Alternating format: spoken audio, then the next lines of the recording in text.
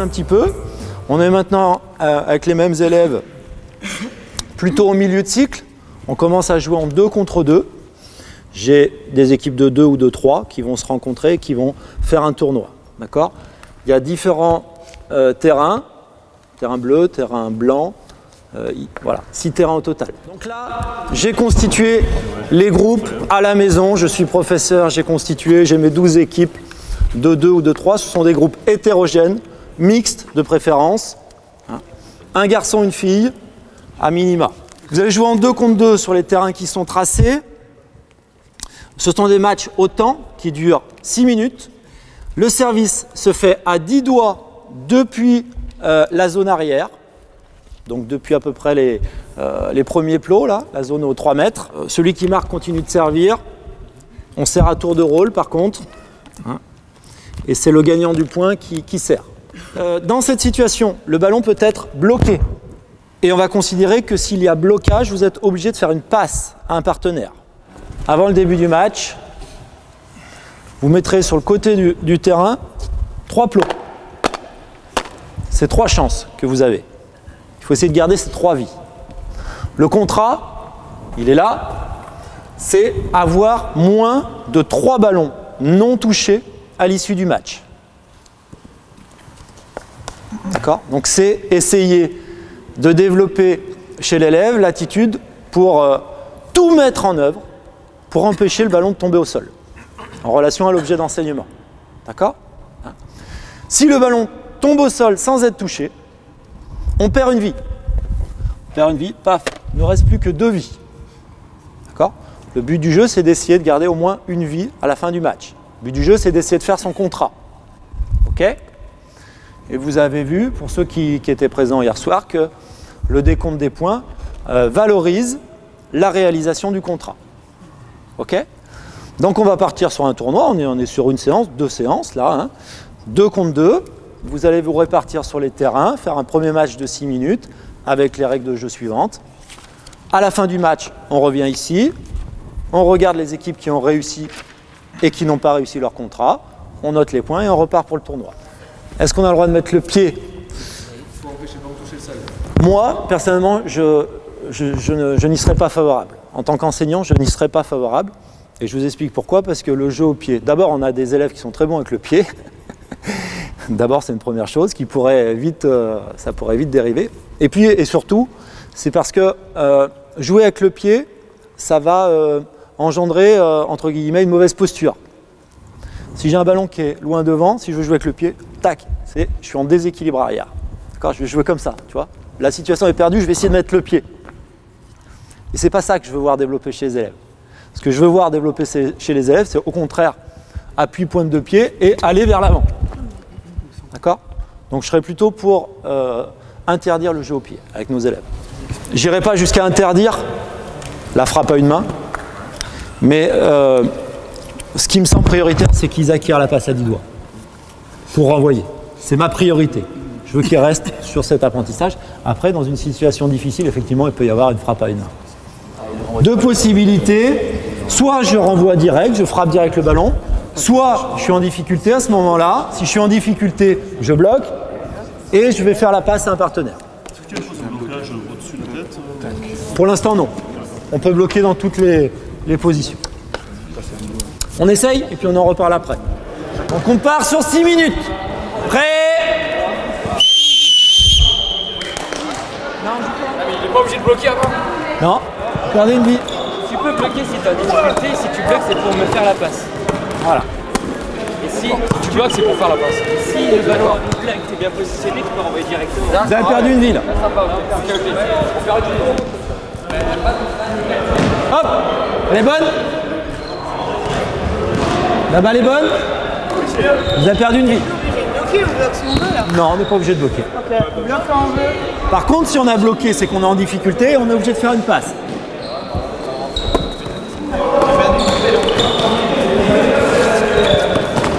Ouais, là, tu aurais pu renvoyer direct. C'est pas grave, ça joue. Ouais, bien sauvé. Là, ça, c'est bien. Ouais, bien le retour direct. C'était le jeu. D'accord. Point pour vous. Ne pas hésiter. Si on peut attaquer le camp tout de suite, il faut attaquer tout de suite. Hein, si vous êtes plutôt en zone avant, il faut attaquer, pas bloquer. Je veux juste faire remarquer avant que vous rejouiez, c'est que là, parfois vous jouez un peu faux, entre guillemets. C'est-à-dire que y en a qui bloquent là, au-dessus de la tête. Y en a qui bloquent en zone avant. Alors qu'il faut essayer de faire passer le message aux élèves, d'abord que si on peut attaquer la cible tout de suite, il faut attaquer la cible directe, premièrement. Et puis, si j'ai bloqué là, c'est que j'aurais pu renvoyer. Considérez aussi que les élèves, quand ils vont avoir bloqué, certes, ils ont empêché la balle de tomber, mais qu'au début, lorsqu'ils vont faire une passe à leur copain, eh ben, le copain, il va être dans la mouise. Parce qu'au début, ils ne savent pas faire une passe à un partenaire pour qu'il renvoie. Hein, et il va y avoir des apprentissages là, sur le jeu de relais qu'il va falloir développer. Hein, comment on donne un ballon à un partenaire? Ce n'est pas la même chose que renvoyer le ballon de l'autre côté. Il va falloir que je donne du temps, je lève la balle. Ça, au début, ils n'ont pas compris. Les élèves, ils envoient une passe laser au niveau du nez là, et l'autre, il ne peut pas renvoyer. Donc, encore une fois, le blocage n'est pas magique. Il va y avoir des apprentissages à faire tout au long du cycle. On fait une rotation. Si vous étiez sur le terrain bleu, vous passez au terrain blanc, vous passez ici. On tourne là dans le sens des aiguilles d'une montre. D'accord? Donc vous changez d'adversaire.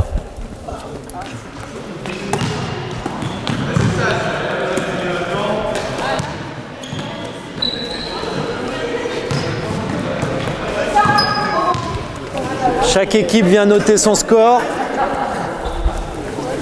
Juste une petite remarque avant que vous repartiez sur les terrains sur les acquisitions nécessaires à développer chez les élèves. Au niveau du jeu de relais, si on veut aller vers les apprentissages sur le jeu de relais, il faut sortir du couloir de jeu direct, comme on l'a vu hier avec les vidéos, et donc éviter tous les placements là dans l'axe. Hein, essayez de faire l'effort de vous replacer entre chaque franchissement, et je le dis pour vous aussi parce que je l'ai constaté chez vous aussi, essayez de vous replacer côte à côte, hein, entre chaque franchissement de filet, et ensuite, qu'est-ce qu'il y a à faire si je joue en relais avec mon partenaire? Il faut, que je lui donne du temps, donc lever la balle très haut, différencier nettement les trajectoires pour conserver de celles pour envoyer, donc lever la balle, et puis il faut essayer de faire la passe non pas sur le joueur à côté, mais en avant de celui-ci. Hein? Faire la passe en avant de mon partenaire. Donner la balle dans un espace où il n'est pas actuellement, mais où il sera dans un instant futur. Nous sommes maintenant sur une 8e, 9e, 10e leçon, je ne sais pas, on est plutôt en fin de cycle. L'enseignant a constitué à la maison des groupes qui lui semblent être des groupes à peu près de niveau, hein, qui sont, il faut le reconnaître, un peu plus pratiques pour évaluer.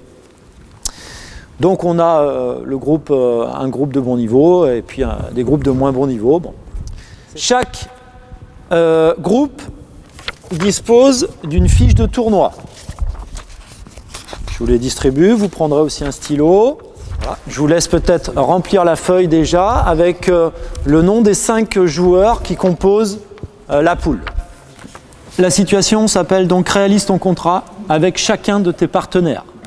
Cette feuille qui vous est distribuée permet d'organiser la rotation des joueurs et vous allez voir qu'en tant qu'élève, vous allez passer à tour de rôle avec tous les autres élèves de votre groupe. Vous allez jouer une fois avec chaque élève de votre groupe. C'est un match en 2 contre 2. 2 contre 2. Le service et les dimensions du terrain sont identiques à la situation précédente. Les matchs se font en 15 points avec un temps mort à 8. Lorsque vous arrivez au bout de la ligne, les observateurs essayez de signaler aux joueurs qu'ils doivent s'arrêter, prendre connaissance de leurs résultats avant de repartir. On pourrait aller jusqu'à dire il y a 2 objets d'enseignement, le déplacement et la frappe en zone arrière qui permet de marquer, et je vais observer ces 2 éléments. Pour que ça soit un petit peu plus simple, on va passer que sur le 2e objet d'enseignement, marqué en zone arrière. D'accord? Donc vous avez une zone avant, une zone arrière qui est matérialisée. Tous les points marqués en zone arrière valent double. Donc si j'envoie le ballon en zone arrière, qu'il tombe directement au sol, ça rapporte 2 points. Si j'envoie le ballon en zone arrière, qu'il est touché, et attention, écoutez bien, qu'il est touché par un seul joueur, ça compte aussi 2 points. Le ballon va en zone arrière, j'essaye de l'attraper, je l'ai touché, et il tombe par terre. Ou bien j'essaye de le renvoyer, et je n'arrive pas à l'envoyer dans la direction de mon partenaire. En tant qu'enseignant, je considère que c'est parce que je l'ai envoyé en zone arrière que j'ai marqué le point. J'ai joué dans cette zone dangereuse. Et je veux valoriser cela, donc j'attribue 2 points.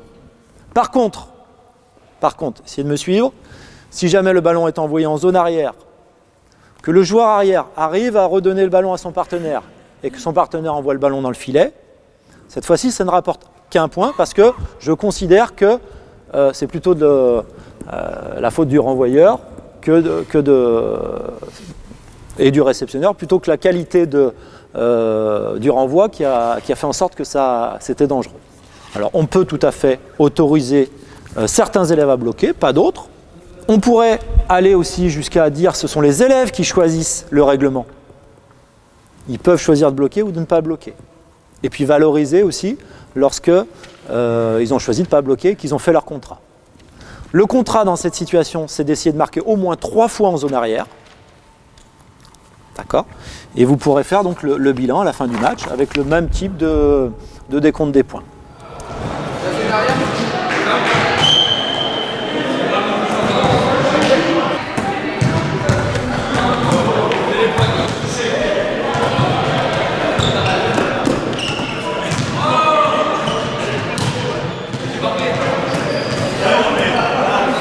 Dans un premier temps, on l'a dit, les élèves, qu'est-ce qu'ils font plutôt spontanément? Ils jouent plutôt en zone centre avant. Donc c'est pour ça que l'indicateur joue en zone arrière, il est intéressant.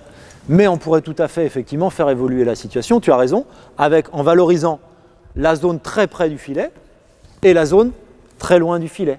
On pourrait tout à fait avoir 3 zones et puis dire, voilà, c'est valorisé lorsqu'on tombe très près du filet ou très loin, puisque ce qu'on veut, c'est exploiter la profondeur, c'est que l'élève soit amené à exploiter la profondeur.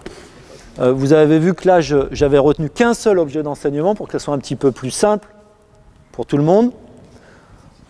Si vous avez des élèves qui sont à même d'évaluer 2 objets d'enseignement à la fois, on peut tout à fait mettre les 2 objets d'enseignement. Sinon, je l'avais dit déjà hier, sinon, à vous de voir quel est l'objet d'enseignement prioritaire. À mon sens, dans un premier temps, c'est plutôt le déplacement. Dans un second temps, c'est plutôt l'accès à la zone arrière. Mais voilà, selon le niveau des élèves, à voir quel est l'objet d'enseignement prioritaire à viser si c'est trop complexe d'observer 2 éléments. Moi, je serais plutôt partisan maintenant d'aller très vite sur imposer un placement côte à côte aux élèves. Côte à côte. Avant, j'étais un peu plus nuancé. Maintenant, je trouve que ça me permet de gagner un petit peu du temps, placement côte à côte. Mais après, il y a tous les apprentissages sur le jeu de relais qui doivent être développés. Mais voilà, on se définit des zones de responsabilité, l'un plutôt à droite, l'autre plutôt à gauche. Et si on veut jouer en relais, il faut envoyer le ballon en avant du partenaire selon une trajectoire haute, en dehors du couloir de jeu direct. Mais vous l'avez compris, moi je suis partisan de considérer que la situation de première importance, c'est la situation de match. C'est dans la situation de match que l'élève se situe, se transforme, apprend, est évalué. C'est une situation d'apprentissage proprement dite. Et donc, c'est la situation dans laquelle l'élève doit passer le plus de temps. Je suis assez partisan de faire des choses assez simples pour l'évaluation. Et en relation avec le socle, bien évidemment, c'est le programme des programmes. Ce qui pourrait être intéressant, à partir des résultats obtenus à la fin du tournoi, c'est de faire discuter les élèves sur ces éléments.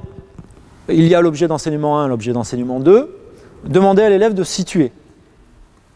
Il s'auto-situe, on regarde de 4 niveaux, en relation, comme pour le LSU, il y a 4 niveaux de maîtrise.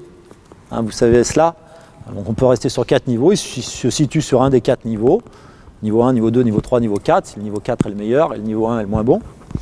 Donc il s'auto-positionne, mais il est aussi situé par les autres élèves de son groupe.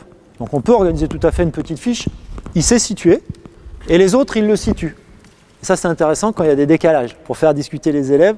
On est sur le conflit socio-cognitif, on est sur quels indicateurs on va retenir. Hein.